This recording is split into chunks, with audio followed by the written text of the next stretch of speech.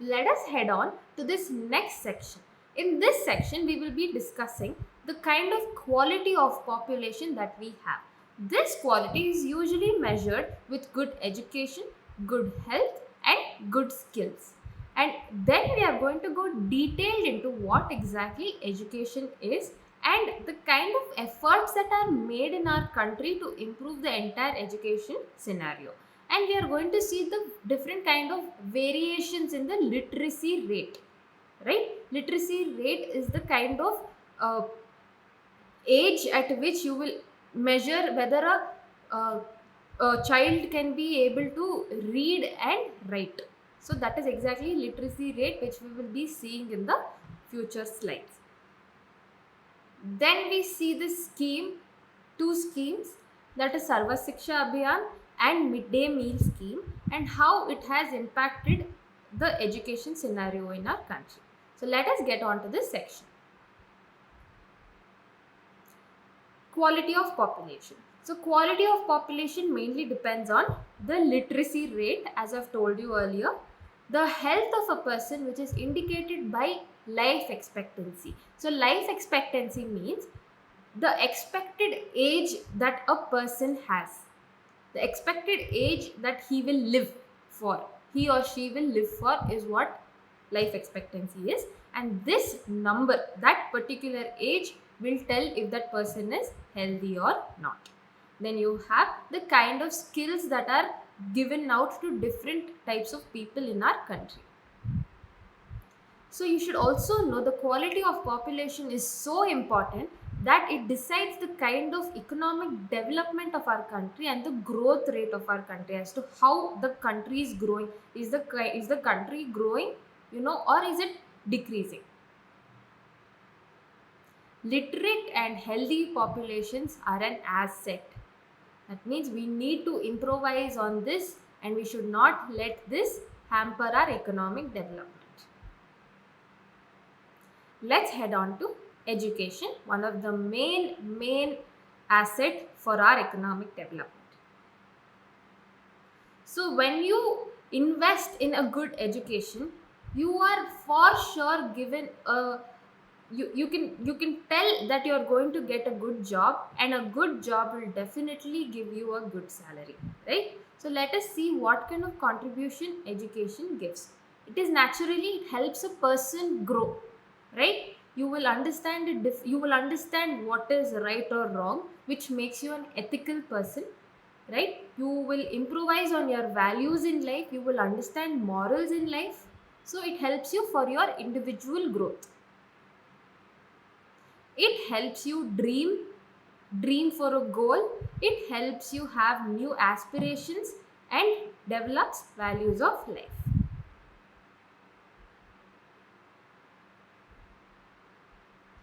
It contributes ultimately to the growth of the society. How?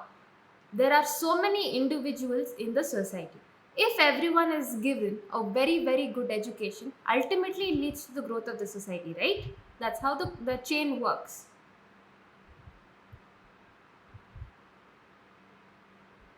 It enhances the national income, cultural richness, and increases the efficiency of governance. How exactly is this happening? Like I mentioned earlier, education will give you a good job, and a good job means a good salary.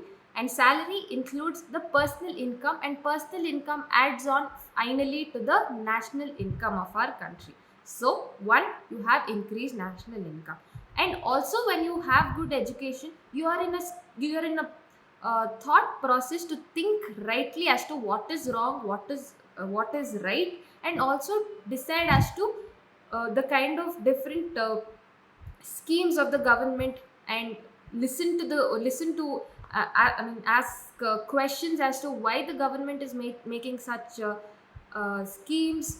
And you will generally have too much knowledge about everything that the government is trying to do for your personal well-being, right? So ultimately it helps the government for better governance of their individuals, because we as individuals can think, and we can think what is good or bad for us, right? So that's what it is.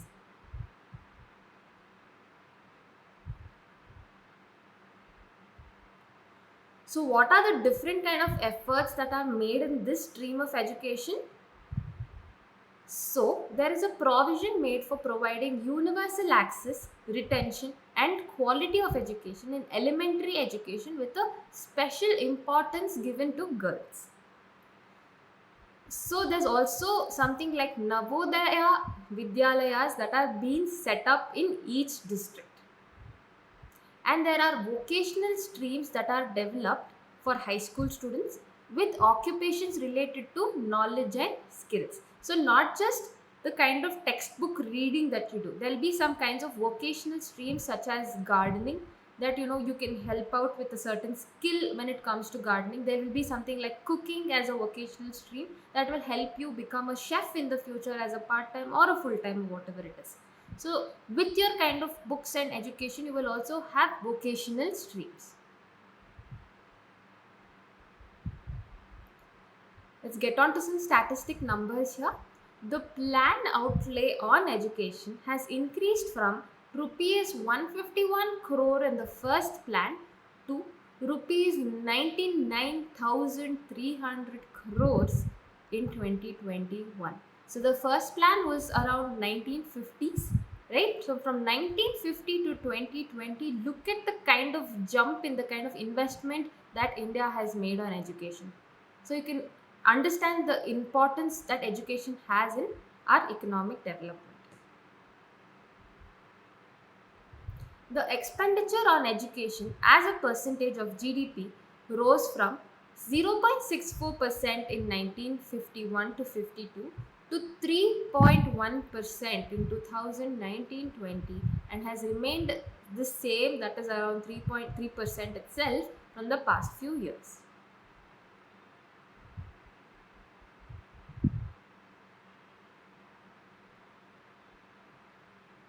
Let us get on to literacy rates. It has increased from 18% in 1951 to 85% in 2017.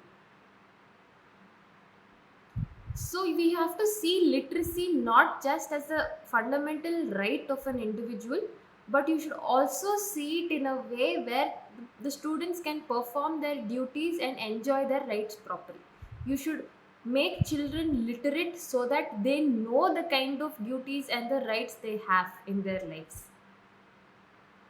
So let us see again, let us get on to some numbers about the variations that are there in terms of literacy.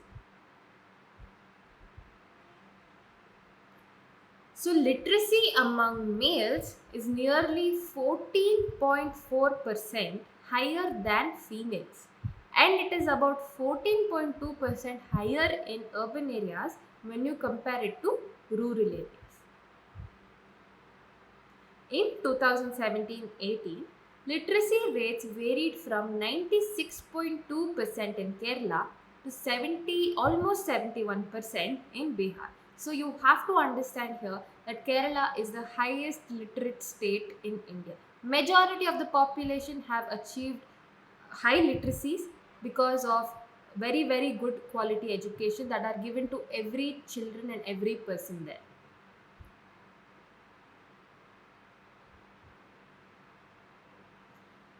The primary school system has expanded to over 8.41 lakhs in 2015 to 16. So in the year 2015 to 16, there were around 8 lakh primary schools.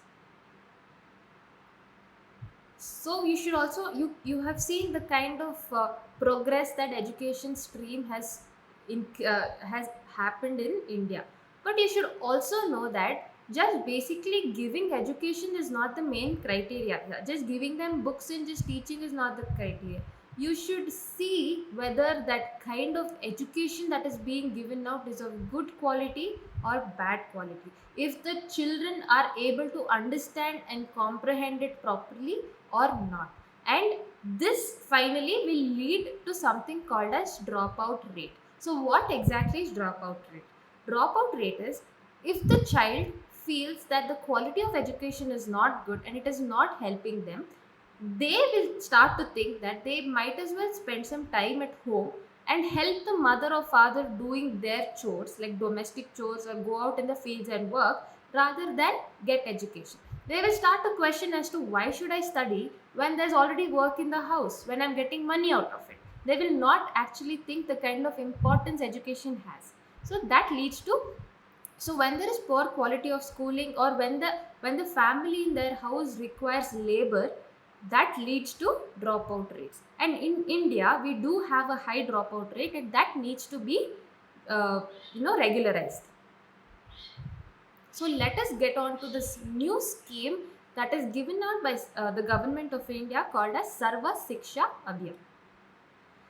So the main aim of Sarva Shiksha Abhiyan is to provide elementary education to all children in the age group of 6 to 14 years by the year 2010. So it is called as a time bound initiative because they have given a kind of limit that by 2010 you need to make sure all the kids in the age group of 6 to 14 should get education. So this is also termed as universalization of elementary education.